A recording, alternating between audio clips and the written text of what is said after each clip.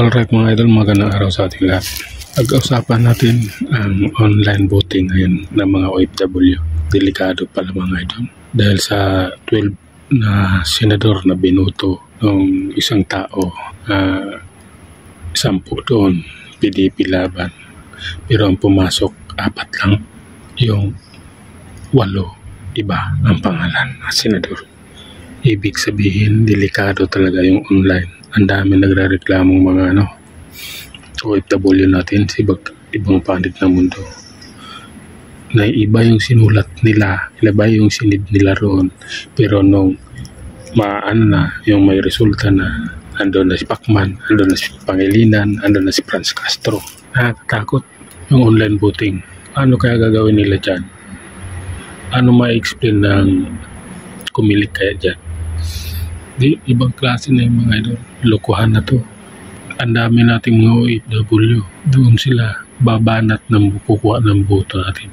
Kawawa ang Pilipinas. Ang dami ko nakitang post nung resulta ng boto nila sa online. Ang dami rin nagpo-post ng yung mga nagbumoto sa embassy na talagang iba ang problema. Iba yung binoto, iba yung lumabas. Nakakatakot mga idol. Hindi na maganda to. Andyan na makikita mo na lahat ang kalukuhang nagaganap ngayon. At yan ang may kagagawan yan ay mismong kumilik. At siyempre hindi naman nila gagawin yan kung wala silang bayad. Diba? Ikaw gagawa ka ng kalukuhan, gagawa ka ng kasiraan ng pangalan mo na hindi milyon ang binayad sa'yo. Milyon yan. Papasirain mo ba yung pangalan mo sa 100,000? Kailangan 5 million pataas. Sisirain mo yung pangalan mo. Isa kang abogado, sira yung pangalan mo. Diba? Kaya ito yung nakakatakot kayo mga idol.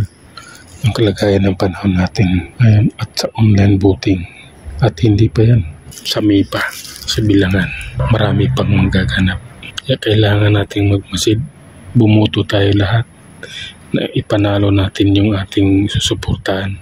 Kung hindi sila satisfied sa bilangan, saka na lang sila mag-file ng kaso para bilangin ng maayos. Yun lang ang maiambag natin ngayon mga idol dahil kakaiba ang panahon na ito. Lahat gagawin nila, manalo lang sila. Lahat gagawin nila kahit pumatay man sila ng tao para lang lumabas yung mga senador na gusto nila. Alright mga idol, hanggang sa muli.